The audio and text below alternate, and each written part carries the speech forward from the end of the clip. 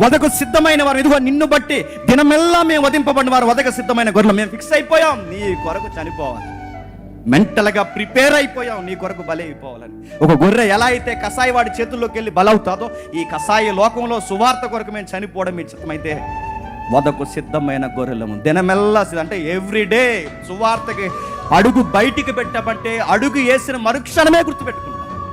దినమెల్లా వధకు సిద్ధంగా ఉన్నామని రెడీ అయిపోయి మేము బయటికి వెళ్తాం. ఎవరు వచ్చి అన్నారట, బొట్టెట్టుకుంటారా అంటే పెట్టేసుకుంటామండి అన్నారట. ఎవరితో పెట్టుకుపోతే ఏమవుద్దండి?